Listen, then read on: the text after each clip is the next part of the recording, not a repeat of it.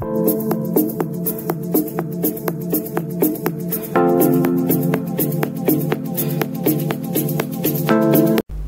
alaikum wa rahmatullah. Marhaban bikum fi hada al-vidéo. Dans cette vidéo là, on va voir l'énergie pneumatique. Donc dans cette vidéo là, on va voir une introduction sur l'énergie pneumatique. Après, on va voir le principe de production de l'énergie pneumatique. Après, on va voir les constituants d'un compresseur et les grandes caractéristiques de l'énergie pneumatique, à savoir le débit et la pression. Et finalement, on va voir des exercices d'application sur l'énergie pneumatique. Donc, pourquoi l'énergie pneumatique? Donc, on sait déjà que chaque système technique, pour fonctionner, il a besoin de l'énergie. Cette énergie-là, il y a plusieurs types d'énergie pour faire fonctionner un système. Donc, les principaux types d'énergie pour faire fonctionner un système, il y a trois. Premièrement, c'est l'énergie électrique. Deuxièmement, l'énergie pneumatique. Et troisièmement, l'énergie hydraulique. C'est quoi une énergie électrique? C'est un courant électrique qui circule dans un conducteur. C'est quoi l'énergie pneumatique? L'énergie pneumatique, c'est un fluide sous pression. Donc ce fluide-là, c'est l'air. Et pour l'énergie hydraulique, aussi c'est un fluide sous pression, mais ce fluide-là, c'est l'huile. Donc dans cette vidéo-là, on va voir en détail l'énergie pneumatique. Et comme vous voyez ici, c'est la différence entre l'énergie pneumatique et l'hydraulique, c'est le fluide. Donc le fluide, l'huile, il a une grande pression par rapport à l'air. C'est pourquoi si on veut une grande puissance, on va utiliser le hydraulique, et si on veut une petite puissance, on va utiliser le pneumatique. Maintenant, on passe au principe de production de l'énergie pneumatique.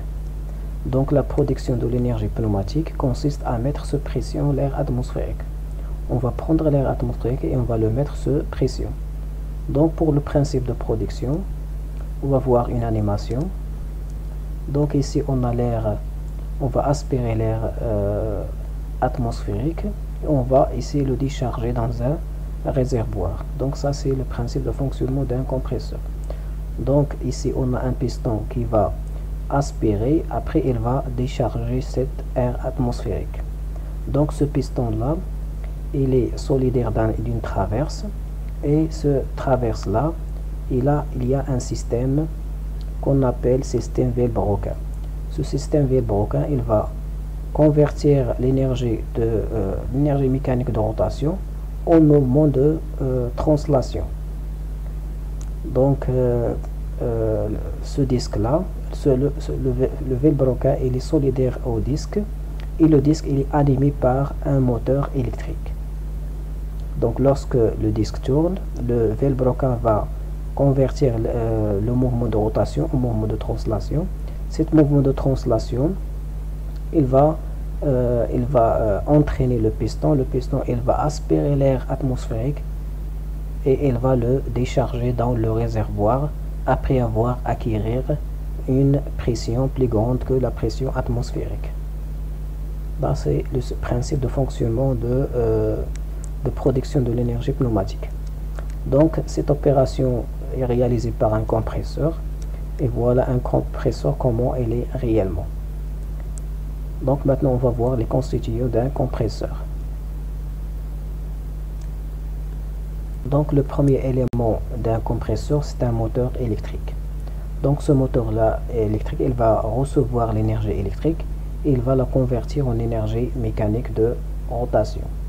Donc cette énergie mécanique, il va recevoir par un groupe de compression. Donc cette énergie là, pour la transmettre du moteur au groupe de compression, on va utiliser un système de compression ou bien un système de transmission. Donc le groupe de compression, il va comprimer l'air atmosphérique et il va le stocker dans un réservoir de l'air. Donc voilà le réservoir de l'air. Donc pour savoir la valeur de la pression à l'intérieur du réservoir de l'air, ce compresseur il est muni d'un manomètre. Donc un manomètre il va indiquer la valeur de la pression à l'intérieur du réservoir. Donc ce compresseur là il est aussi muni d'un clapet anti-retour. Donc le clapet anti-retour permet le passage de l'air dans une seule direction. Donc la pression, l'air il peut passer de groupe de conditionnement au réservoir d'air, au réservoir de l'air, et dans le sens contraire il est interdit grâce à clapet anti-retour. Le retour il va interdire le retour de l'air au groupe de compression. Dans le cas où il y a la pression plus grande que la valeur souhaitée, donc on va utiliser un organe qui va abaisser la valeur de la pression. Donc cet organe là on l'appelle un manodétendeur. Donc on va l'utiliser pour diminuer la valeur de la pression à l'intérieur du réservoir d'air. Ici on a la vanne de sortie de l'air vers l'utilisation, vers le système qu'on va alimenter. Et pour le déplacement de compresseur, il est muni de roues, aussi de roues multidirectionnelles pour permettre le transport du compresseur dans n'importe quelle direction. On a ici un purgeur. Donc un purgeur il permet d'évacuer la vapeur d'air qui est contenue dans l'air atmosphérique. Donc l'air atmosphérique il contient de la vapeur, donc il va être collecté par le système et il va être purgé ici par ce purgeur là. Et finalement on a un pressostat. Donc voilà un pressostat. C'est quoi un pressostat? C'est un capteur de la pression. Ce capteur là, lorsque la pression à l'intérieur du réservoir atteint la valeur souhaitée, donc cette valeur là elle va être détectée par le pressostat. Donc après elle va arrêter le moteur pour ne pas augmenter la pression à l'intérieur du réservoir. Donc la pressostat c'est un capteur de pression. Il permet de commander le moteur, arrêter le moteur lorsque la valeur de la pression à l'intérieur du réservoir est atteinte. Maintenant, on passe aux grandeurs caractéristiques de l'énergie pneumatique. Le premier grandeur, c'est la pression. Donc, la pression, c'est la force par unité de surface. Son unité, c'est le pascal, l'unité internationale. Donc, on a ici une force. Il va être appliqué sur une surface S. Donc, ça, c'est la pression. Donc, son unité, sa formule de calcul de la pression, c'est F divisé par S. F c'est la force, elle est en newton, et S c'est la surface, elle est en mètres carrés. Donc l'unité de la pression c'est le pascal. Donc le pascal c'est le newton par mètre carré. Donc le pascal c'est le newton par mètre carré. Il y a aussi une autre unité pour la pression. Il s'agit du bar. Donc à quoi est égal un bar? C'est 10 à la puissance 5 pascal. Après on va voir le deuxième grandeur caractéristique de l'énergie pneumatique. Il s'agit du débit Q. Donc le débit Q c'est le volume V du fluide qui s'écoule à travers une section pendant un temps T. Donc on va illustrer ça. Donc ici on a une canalisation cylindrique. La section elle est circulaire S. Donc le volume de V du fluide qui circule à travers cette section on l'appelle V. Donc à quoi est égal le formule de calcul du débit? C'est Q est égal le volume divisé par le temps. Donc le volume il est en mètres cubes et le temps il est en secondes. Donc l'unité du débit c'est le mètre cube par seconde. Ça c'est la formule numéro 1. Il y a une deuxième formule pour le calcul du débit. Donc c'est la vitesse c'est la vitesse d'écoulement d'un fluide à travers une section donnée. Donc on a ici la vitesse et la section. Donc le volume, le dBq, c'est la vitesse fois la section. Donc la section elle est en mètres carrés, la vitesse elle est en mètres par seconde, donc le dB il est en mètres cubes par seconde. Maintenant on passe à l'exercice d'application. Donc on a ici une canalisation a subi un rétrécissement. Ça veut dire on a diminué la section, donc on a la section 45 mm, ici on a la section 35 mm. Donc ça c'est une canalisation pour le passage du fluide. Donc la question numéro 1, calculer le débit dans la partie 1. Voilà la partie 1 de la canalisation lorsque V1 est égal à 2 mètres par seconde. La deuxième question, on déduire la vitesse V2, la vitesse dans la partie 2 de la canalisation. Donc ça c'est l'exercice. On va commencer par la question numéro 1. Donc pour le calcul du débit, donc le débit par définition à quoi est égal, c'est la vitesse fois la section. Donc la vitesse est déjà donnée, c'est 2 mètres par seconde, et la section on va la calculer. La formule de calcul de la section elle est ici circulaire parce que ici on a la canalisation sous forme cylindrique.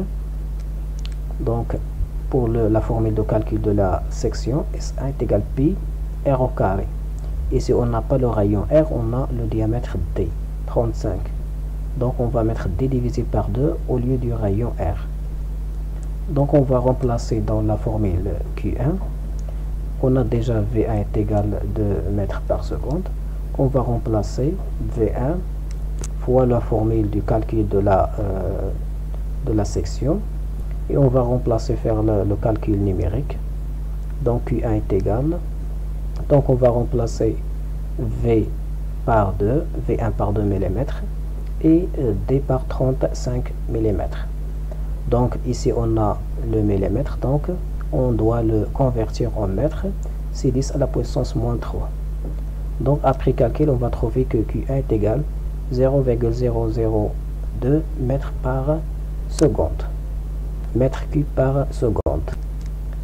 Maintenant on passe à la question numéro 2, on déduire la vitesse V2 dans la partie 2 de la canalisation. Donc on doit calculer le dB, la vitesse V2. Donc V1 est égal à 2 mètres par seconde. On a ici la même canalisation, donc le même débit qui circule ici et il circule dans la partie 2. Donc on va écrire Q2 est égal à Q1, ça veut dire le dB dans la partie 2 est égal le dB dans la partie 1. Donc nous voulons V2, on va remplacer Q2 par V2 fois S2. Donc S2, on va la calculer la section dans la partie 2 par la même formule que précédemment, est égal donc Q1 divisé par S2. On va remplacer S2 par la formule de calcul, c'est P D divisé par 2, ça veut dire R au carré, et D2 est égal à 45 mm, et Q1 déjà calculé la question précédente, c'est 0,002.